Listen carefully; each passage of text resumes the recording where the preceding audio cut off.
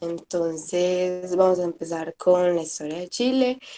Como sabemos, en la historia de Chile es uno de es el país más largo del mundo, que a través de la historia em, pues ha tenido muchos músicos, cantautores importantes, especialmente del género popular. Estos que en muchas ocasiones han relatado las diferentes luchas que ha tenido el pueblo chileno con muchos imperios. También podemos mencionar que Chile tiene dos premios de literatura. Uno fue en el año 1945 por Gabriela Mistral y otro fue en el año de 1971 por Pablo Neruda. La capacidad, como lo muestran ahí en esa diapositiva, nos resalta una frase que puede resaltar mucho en Chile y es la capacidad de resistencia de este país que hace que sea uno de los más influentes de Hispanoamérica, ya que como lo vamos a ver en la exposición, Chile ha tenido muchas luchas a lo largo del país, muchas que han sido un poco más duras que otras y pues las dos dictaduras que tuvo.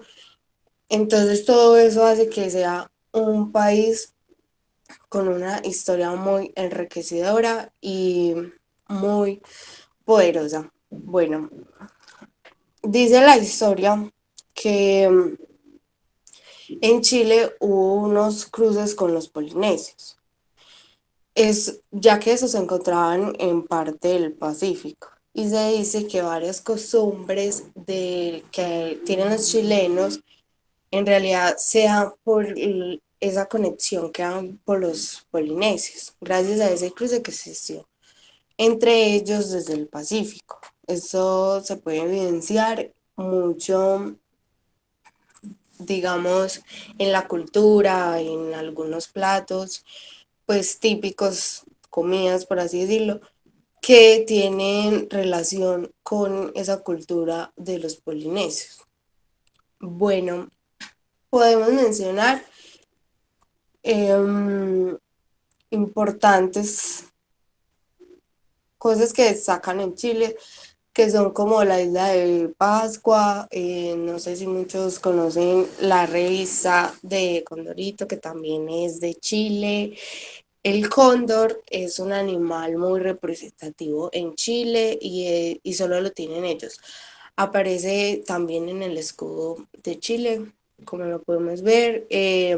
También tienen ballenas, lobos marinos y todo eso es parte importante de ellos. Y como lo mencionaba anteriormente, la música de Chile, de este género popular de los cantautores, es parte esencial para la cultura. También tienen algunos mitos originales, como lo son la población de los mapuches, los cuales son el pueblo indígena más numeroso del cono del sur, que habita en la zona del centro y sur de Chile. En Chile existen muchos pueblos indígenas, pero digamos que los mapuches son los que más van a destacar en esta historia, ya que han sobrevivido a numerosas batallas y pues es es el pueblo indígena que por hoy en día sigue vigente. Claro que también hay otros pueblos que siguen vigentes, pero los mapuches en especial van a resaltar. Hablando de los mapuches, ellos van a ser invadidos por el imperio inca. El imperio inca llegará a conquistar a los mapuches, pero ellos resistirán al imperio inca y no pueden ser y no terminan siendo derrotados. Muchos años después se dará la llegada de los españoles, pero los mapuches tampoco podrán ser derrotados por los españoles. Entonces ahí es cuando nace la versión de que no todo, digamos, todo el territorio americano fue conquistado por los españoles, ya que en muchos sitios de los mapuches españoles no pudieron llegar por la resistencia que estos tenían. Aparte de que los mapuches no creían en esas ideologías que traían los españoles. Bueno, entonces este pueblo es muy importante para Chile y en ellos también podemos ver una música donde ellos interpretan esa resistencia que han tenido desde la llegada de los incas y con la llegada de los españoles. La primera incursión de los españoles al norte de Chile se llevó a cabo en 1535 bajo las órdenes de Diego Almagro a través de los helados pasos andinos. Ellos lo que buscaban más que todo cuando pretendían invadir las tierras chilenas era su ambición por el oro, aunque eso fracasó por la resistencia que tuvieron los mapuches. Y a eso le sumamos, como lo mencionaba, que ellos no creían en sus ideologías. Eso hace que a los españoles se les dificulte entrar en sus territorios. Valdivia, en 1540, tras sobrevivir la sequía del desierto, llegaron al fértil Valle del Mapocho en 1541. Valdivia sometió a los grupos de indígenas de la zona y fundó a Santiago el 12 de febrero. Bueno, 6 meses después, los indígenas arrasaron la ciudad y se apoderaron de casi todas las provincias de los colonos. Cuando murió Valdivia en 1553, en manos de los araucanos ya habían colocado unos cimientos en la sociedad.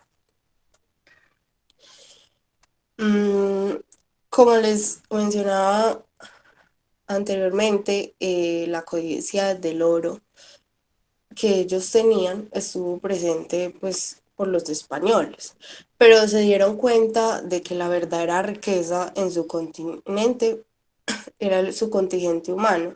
Eso permitía a los españoles beneficiarse del trabajo indígena, especialmente esto ocurrió en el norte de Chile, donde la población nativa estaba muy organizada e incluso habitada en formas similares de explotación.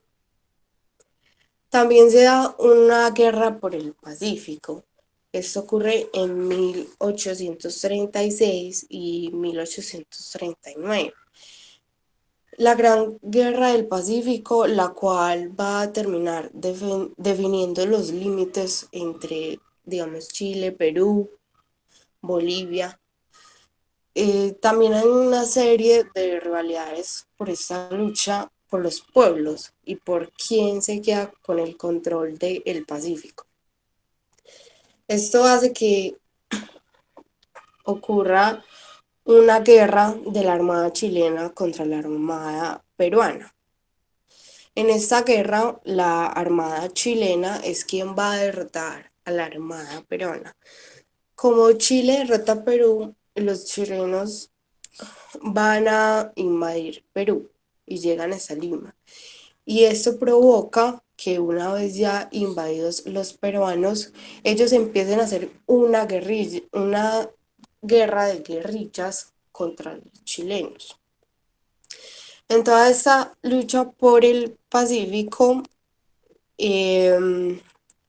Bolivia es el país más afectado de todos.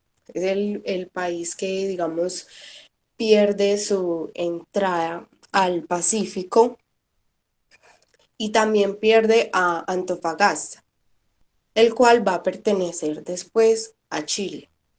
Bolivia y Paraguay pierden pues la salida al mar y en Antofagasta es donde se definen los límites con el Perú. Chile se convierte en un país minero y van a haber muchas compañías explotando a los trabajadores. Después de la Guerra del Pacífico empieza una guerra contra los mapuches. La guerra contra los mapuches se da por la formación del país chileno. En esa formación del país chileno, muchas condiciones van a desfavorecer a los mapuches. También van a llegar muchos emigrantes en varias oleadas, pues digamos de la Segunda Guerra Mundial, en varios escenarios van a llegar esos emigrantes. Y muchas tierras que pertenecen a los mapuches se les van a dar a esos emigrantes. Vamos a evidenciar en la economía salitre, no sé si Marlon ya puede pasar la diapositiva. Ah, no, Marlon, estamos atrasados, hermano. ¿Qué pasa, pues? Bueno, en la economía salitre vamos a ver una explotación minera que se va a dar a muchos mapuches, pero no solo a este pueblo indígena, sino que también va a ser para muchos inmigrantes. Esto ocurre en el año 1880 y 1930. Por esa explotación que se da en el salitre, llegan después los movimientos sindicalistas, donde las multinacionales explotan, que explotan a la minería, no tienen derechos para los trabajadores. Entonces, por eso se dan estos movimientos durante gran parte de las décadas de 1930 y 1940. La izquierda democrática dominó la política chilena. Bueno, ya aquí vamos a entrar a lo que fue la dictadura de Salvador Allende y de Augusto Pinochet. Salvador Allende llega con un proyecto del socialismo por una lucha de la democracia.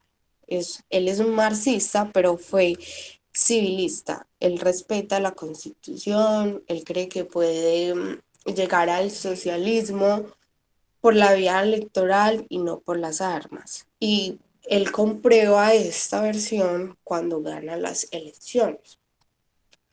Cuando gana las elecciones, empieza a hacer las reformas y empieza a cumplir con lo que dijo que él iba a hacer. Pero las reformas que hace Allende resultan demasiado osadas para los intereses que van a afectar esas reformas. Y para otros piensan que ellos resultan demasiado tibios porque hay muchos que sí esperan cambios radicales y profundos. Y pues esos cambios radicales que están esperando no van a suceder con las reformas que está haciendo Allende. Si lo vemos desde el punto de vista de Salvador, que él quería probar que era posible crear un modelo de transformación diferente en América Latina. Pero muchos decían que el proyecto de Salvador era un factor de ruina para Chile. Entonces, por esa razón, su gobierno se hizo difícilmente viable. Él forma parte de la izquierda, pero su ideología es diferente, ya que, como lo había mencionado, él no busca obtener el poder por medio de las armas, sino hacerlo de una forma electoral. Esa es su democracia.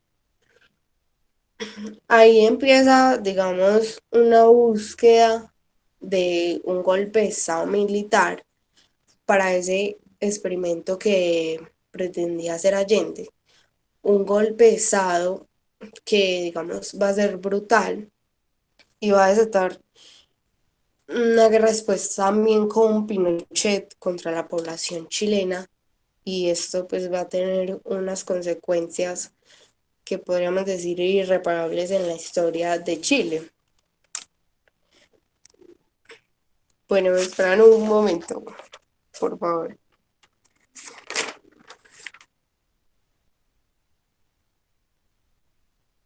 Bueno, el 11 de septiembre de 1973 es cuando se da el golpe de Estado contra Salvador Allende.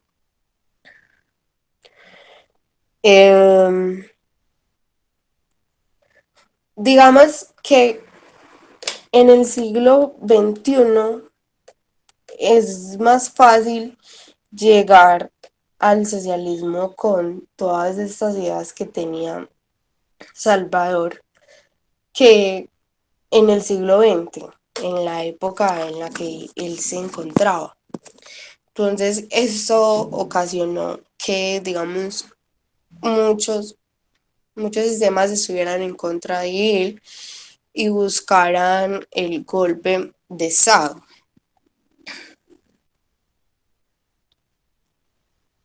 Mm, Bueno, o sea, cuando se da el golpe de Estado de Salvador Allende, que digamos a él le hacen la propuesta de que se puede ir en un avión, pero él decide que no quiere hacerlo y que digamos él no va a huir de su país, entonces pues está la versión de su muerte después de la toma de ese poder, que fue liderado por Augusto Pinochet, quien es la persona que va a tomar el poder después de Salvador, pero que también es una persona que va a traer una dictadura a Chile y que esa dictadura de Augusto Pinochet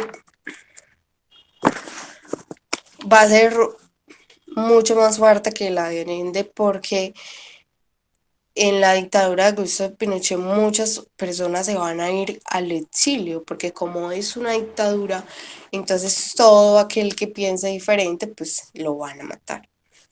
Y muchas personas que se expresan por medio de la música, por medio del arte, tuvieron que salir de su país, porque si se quedaban ahí, entonces muy seguramente iba a ocurrir eso, que los iban a matar. Y pasó con muchos cantautores, con muchas, y digamos, no solo con, no pasaba que no solo las personas se iban, sino que muchos de los que se intentaban ir de Chile, digamos, los encontraban en otros países.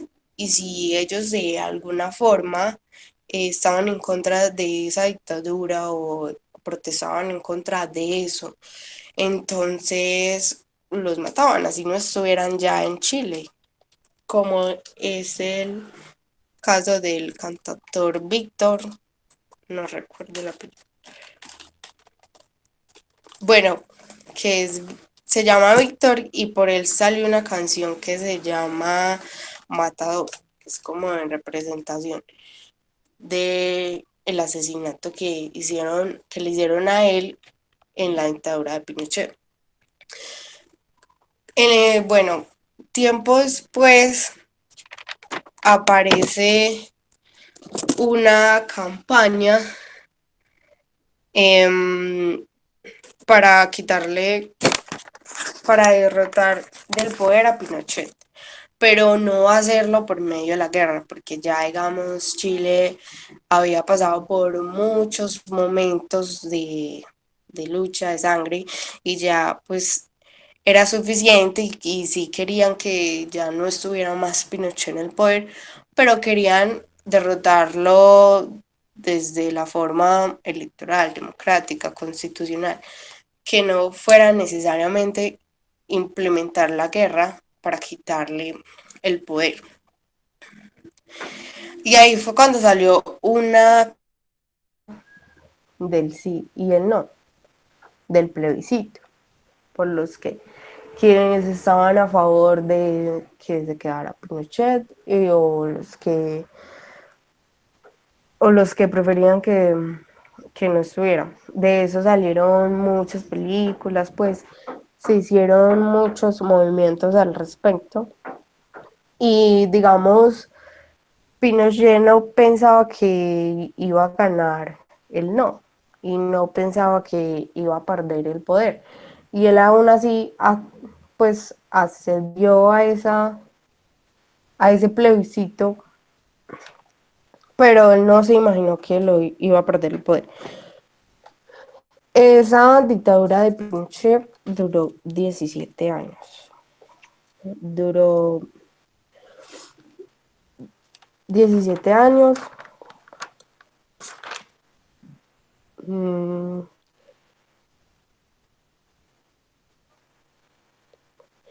y principalmente lo más grave de esta dictadura fue su modelo económico, ya que se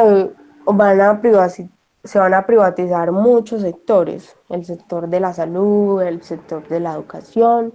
Entonces esto hace que se lleve a una crisis donde, digamos, ya las personas no tenían trabajo, los que podían estudiar pues eran unas personas ya muy privilegiadas, donde, digamos, ya el pueblo como tal no tenía oportunidades porque ya todo estaba privatizado.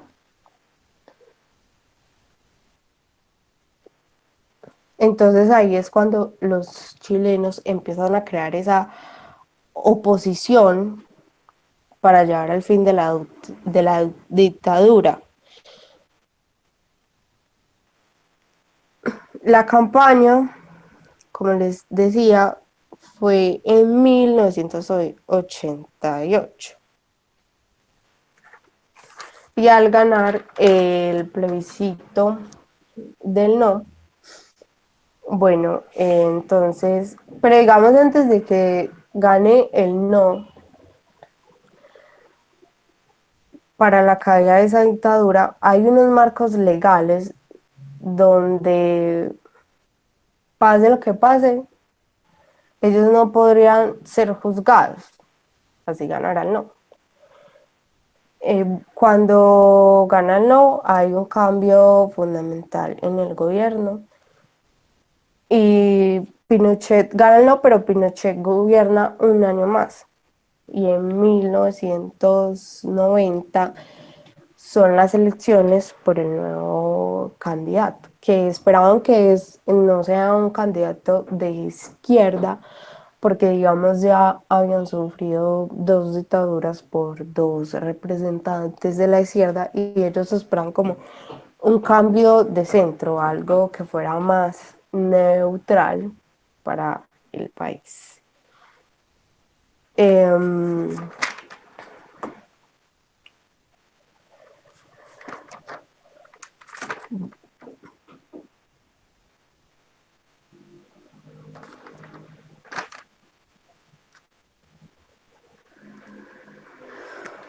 Bueno, yo creo que ya eso fue como lo que más pude resaltar de la exposición. No sé si sea muy corta o si fue suficiente.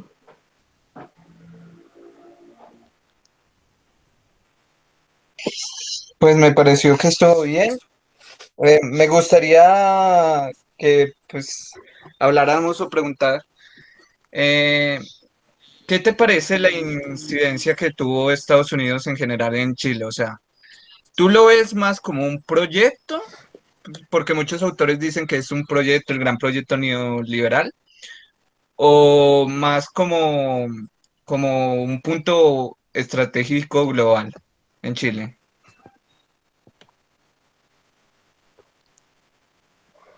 Yo creo que es más como un punto estratégico global.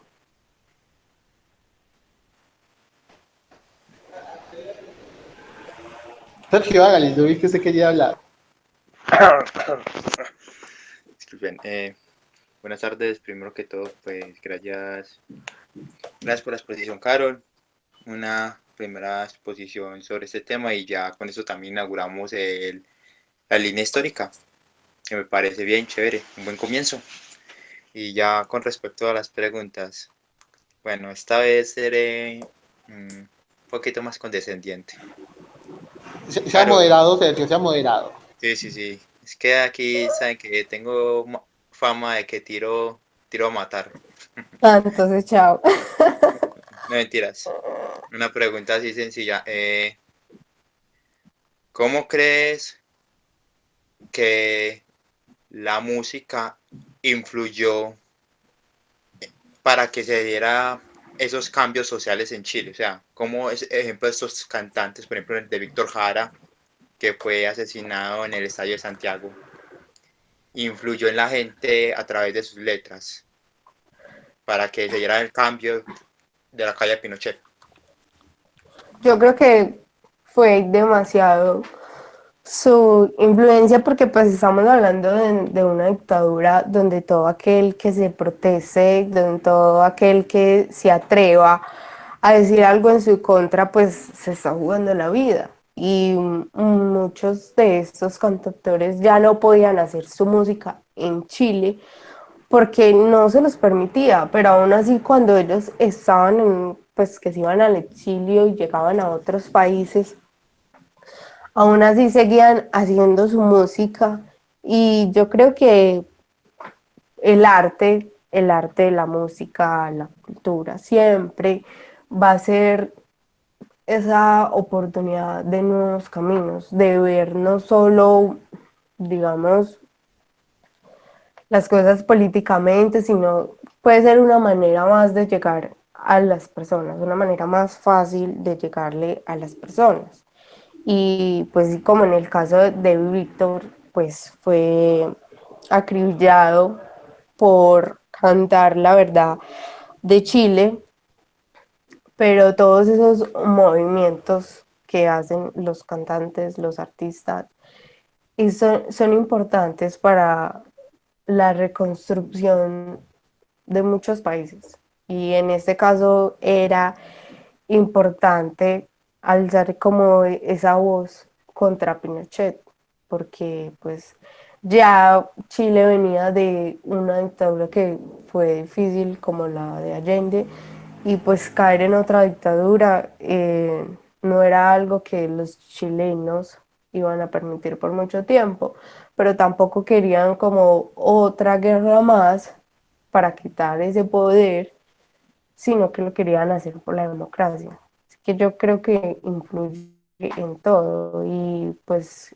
Chile se caracteriza por eso, porque tienen muchos cantautores y muchos de ellos han interpretado la historia de Chile, como también son, por ejemplo, en el caso de los mapuches. Hay mucha música de estos pueblos indígenas que a través de ese canto han mostrado la realidad, lo que han sufrido. Muchas gracias, Carol. Sí, demuestra que la música también sirve como elemento de propaganda, de comunicación de unas ideas, de una cultura, de unos conceptos, inclusive en los movimientos sociales. Se puede hacer como el símil inclusive con la revolución islámica de Irán. Si bien en ese caso fue más que todo el aspecto religioso, acá cambiar de ese elemento clave de la religión pasaría a ser la música, que sí dice que en gran parte fue gracias al movimiento musical que la gente tomó conciencia en Chile y pues pidió la salida de Pinochet. Y una pequeña curiosidad, de casualidad, mira, esto es algo relacionado con el cobre de Chile. No sé, pues pregunto. No, no miré algo relacionado sobre eso. Ah, bueno. No, dale, entonces dejemos así, entonces. Muchas gracias. Muchas gracias, Sergio. Alejo iba a decir algo. Sí, muchachos, yo creo que aprovechando pues que tenemos aquí una buena calidad de personas, no sé, me gustaría hablar de ciertas cuestiones que pues yo no tengo muy bien conocidas o muy bien sabidas acerca de pues de lo que nos reúne a todos acá en el semillero, que es justamente pues el estudio de la geopolítica, ¿cierto? Y hablando directamente de Chile, yo creo que Chile tiene dos particularidades que lo hacen único y que lo hacen directamente, pues como bastante llamativo, pues en el análisis de la geopolítica o de la geopolítica chilena, ¿cierto? Cómo puede utilizar Chile su ubicación y sus características, pues para influir en los demás o influir a sí mismo, ¿cierto? Y son esas dos características de ser un país totalmente austral, o sea, el país que prácticamente está en el fin del mundo, como dicen muchos por ahí. Y otra cosa es esa característica de, no sé si alguno ha oído hablar sobre el concepto de la paradoja de la línea costera infinita o algo así por el estilo. Y es Cierto. que Chile es un país que está totalmente alargadísimo y que finalmente pues se utiliza mucho también en los ejemplos, creo que Juan ya lo ha hecho varias veces, los ejemplos de cómo un país con esta forma puede ser fácilmente fragmentado o fácilmente, pues sí, atacado y fragmentarlo para que haya conexión entre una o dos partes. No Carlos, sé, mapa. sí, o sea, yo creo que podríamos utilizar un mapa, hablar un poco de eso, cuáles son como las posibilidades estratégicas de Chile, porque yo la verdad no, o sea, no me he acercado mucho como a este país y me parece bastante interesante como esas dos características que tiene. No sé No, si me haga entender. sí, no dejo, te entendemos. Sí, la exposición de Carol es una muy buena exposición porque, digamos, lo inicia un acercamiento a los procesos históricos en relación con la geopolítica Exactamente, la línea histórica de Chile. y también nos abre la puerta al estudio latinoamericano, que nosotros, siendo colombianos, pues le hemos dedicado muy poco tiempo al estudio de la geopolítica como tal, la que se desarrolla acá en el Cono Sur, ¿cierto? En Latinoamérica, en México. Se estudia en parte de los Estados Unidos, pero no se ha estudiado mucho de acá. Por ejemplo, hace tiempo yo leí un artículo, pues alejado un poco de la cuestión chilena, que decía que en Bolivia se encontraba el pivote de Latinoamérica. Uno puede refutar o comprobar esa teoría, pero el punto es que hay análisis interesantes en términos de la aplicabilidad de las teorías geopolíticas a nuestro contexto local. Ahora, yo estoy buscando un mapita de Chile para podérselos compartir, para que podamos hablar acerca de las posibilidades y desventajas que tiene Chile frente a, sí, frente al mundo en Su términos geografía, geopolíticos. ¿no? Eso. Y también con los recursos. Pues yo hablaba lo del cobre, era más que todo porque Chile, si tengo entendido, es el principal exportador de cobre a nivel mundial. Entonces, sobre la industria eléctrica, porque principalmente el cobre tiene esa función de los conductores eléctricos, tiene gran preponderancia pues, ese recurso natural. Aparte de que esa costa, si bien es una desventaja a nivel geoestratégica, a nivel geoeconómica, es bastante porque muchas de las ciudades pueden tener conexión directa con el mar y eso ayudar con el comercio internacional. Allá iba a decir algo. No, no, los estaba escuchando. Pues Ay, no Carol, sé, Carol, Carol, Carol, Carol, ay, no sé si alguien pues tiene otra pregunta o quiere aportar algo más. No sé. Pues yo tenía una apreciación en cerca a lo que dice Sergio. Yo tenía entendido que Chile era uno de los países que más exportaba o uno de los únicos países del mundo que tenía acceso a un metal raro que se utiliza en los celulares. Si pudiera alguien hacer la apreciación de qué tipo de metal es, porque Coltán. solo no, se no. produce el coltán, ahí está, y es uno No, de los pero mayores Chile tiene bueno, coltán. exportadores. Tiene sí, entendido pero que no. hay que hacer una apreciación sobre el coltán. Independientemente de si Chile produce un, coltán o no, el coltán no es un metal como tal, es una combinación, digámoslo, de metales, es como una aleación, ¿cierto? No es Exacto. algo, no es como, ay, voy a sacar oro, cobre, porque sabemos todos que el cobre pues, es un metal que uno extrae de la tierra, que el coltán sí necesita un proceso de varios metales para poder ser producido. Yo no sé si Chile sea, yo sé que los mayores productores de coltán en el mundo están en el Congo, y por eso es que el Congo todavía mantiene un conflicto, ya no solo por las gemas, sino por el coltán. También en Colombia hay zonas donde se produce coltán, y son zonas que en su momento del proceso de paz no se levantaron, ¿cierto? ¿Cómo explicarlo? Fueron lugares donde se gestaron disidencias, por lo mismo, por la cuestión del coltán. Pero yo no creo que, o sea, Chile es conocido por la cuestión del cobre. El 80% del cobre que importa China es chileno, ¿cierto? O sea, la relación bilateral China-Chile es muy beneficiosa para China en términos de mineral, pero no sabría bien qué más. Si están viendo el mapa, ahí les puse el mapita. Sí, ya lo estamos viendo. En versión mini, pero lo estamos viendo.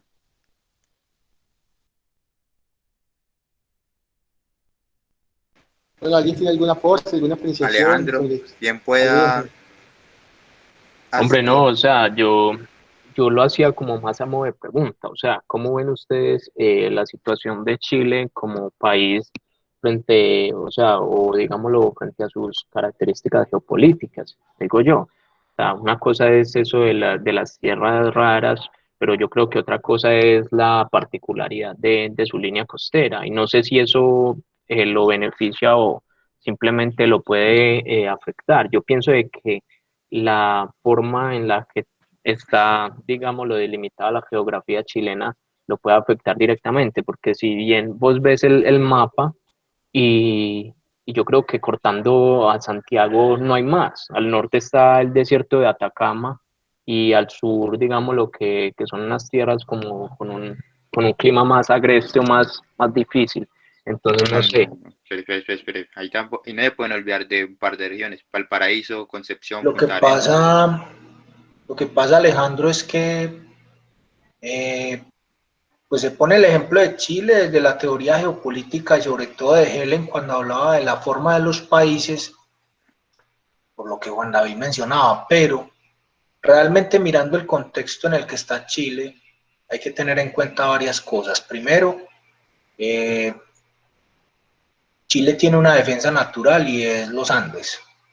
De todas maneras, eh, en el eventual hipotético caso de que Argentina quisiera invadir a Chile, solamente hay unos pasos, algunos pasos por donde se podría movilizar tropa de manera muy rápida. Entonces, que son una especie de, algo así como cuando hablamos en la teoría naval, Checkpoints. sí, como pinch point, como puntos de estrangulamiento, es decir, solamente hay algunos pasos por los cuales Argentina eventualmente podría mover mecanizados, ¿cierto?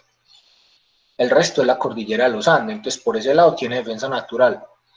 En el hipotético caso de una invasión boliviana, pues muy poco probable porque pues la diferencia entre ambos ejércitos es importante.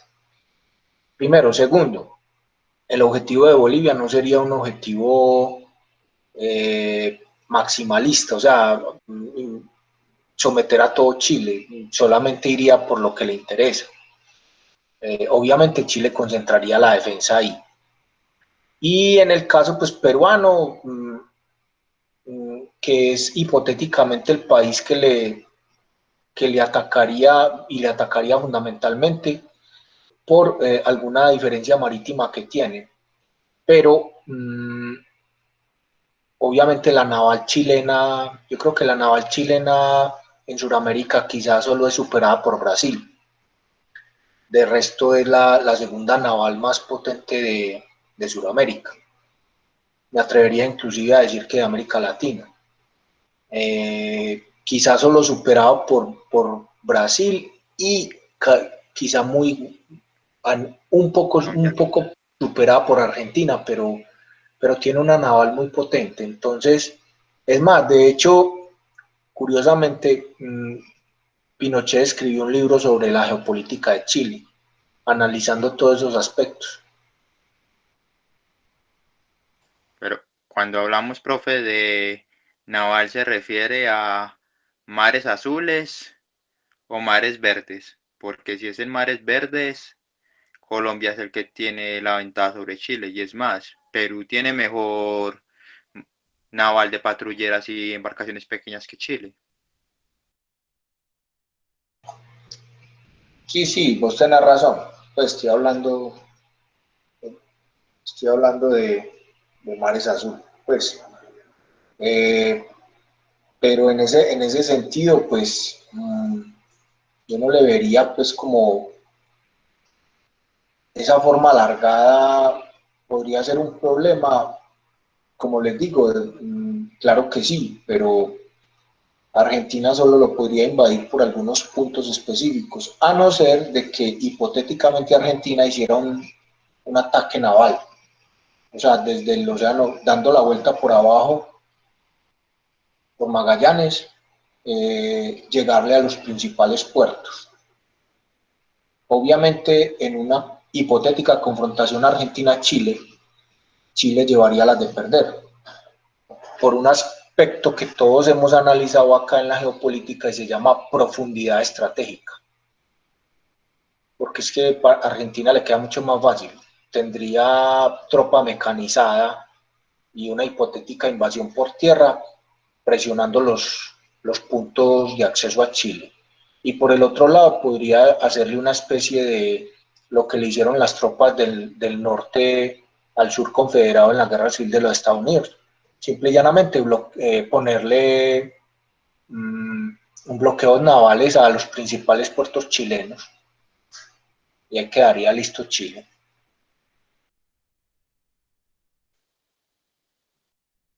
Listo, profe, muchas gracias. Pues yo creo que desde el punto de vista geoestratégico es notable la debilidad chilena, bueno, la cierta debilidad, pero desde el punto de vista geoeconómico, para mí Chile tiene una oportunidad.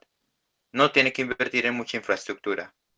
Y segundo, tiene una gran cantidad de puertos con los cuales puede comerciar a nivel mundial, por lo que por algo eso ha ayudado también en el IDH chileno, su gran oportunidades comerciales que tiene que recibe desde varios puntos diversas cargas desde el exterior, no como aquí en Colombia que el 80% está en Buenaventura y el otro 20% repartido en la costa Caribe.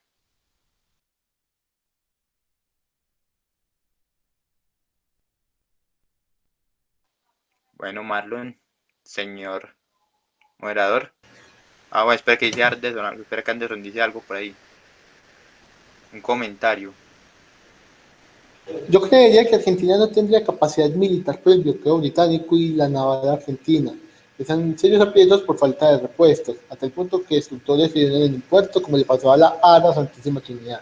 Ah, eso es interesante, Anderson. Eso es cierto, sí, sí, sí. O sea, Ahí, Pero Argentina en el momento está muy mal presupuestariamente. O sea, no tendría capacidad, la capacidad militar que tuvo en los 70 cuando el conflicto del Beagle ahí en el sur tenía más fuerza de reacción, pero ya en la actualidad en Argentina no tendría fuerza naval, porque incluso los bloqueos británicos a todas las patentes que fabriquen armas occidentales no se las venden.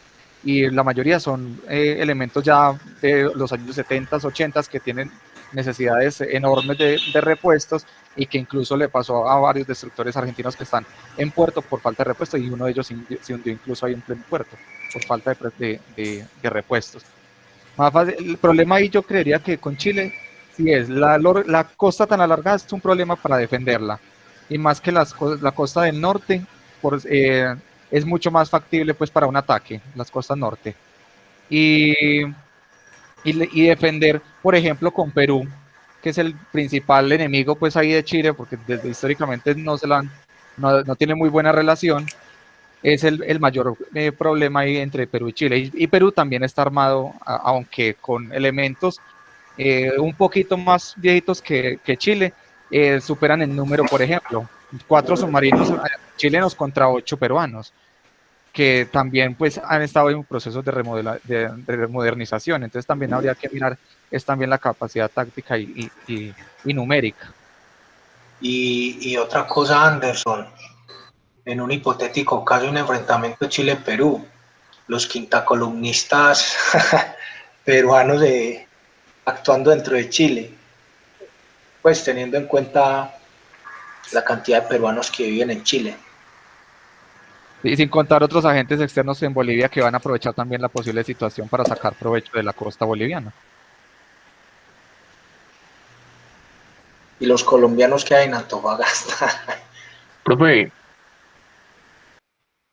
Hola. o bueno, el que pueda responderme, claro está. ¿Hay algún, digámoslo, pleito limítrofe o algo así por el estilo entre Perú y Chile que esté activo al momento? En el mar. Sí, El eso mar. estuvo en la corte.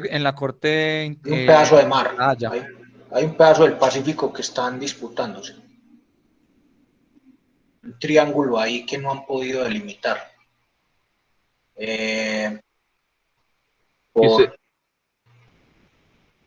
Pues el tema con Bolivia es sabido. Pero vivo hay uno en el mar, un pedazo de océano Pacífico que no se han podido poner de acuerdo.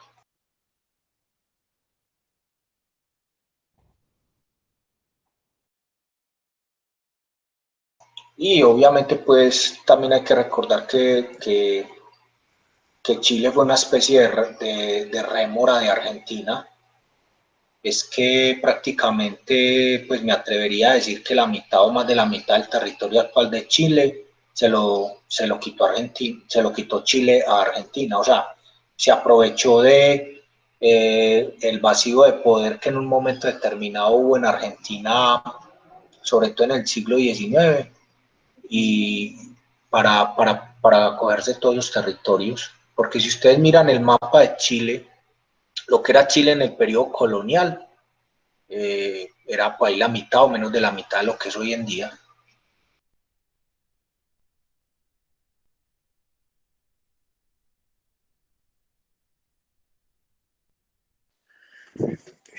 Pues no siendo más, pues muchas gracias a Carol porque nos permitió hablar sobre un poquito de esto.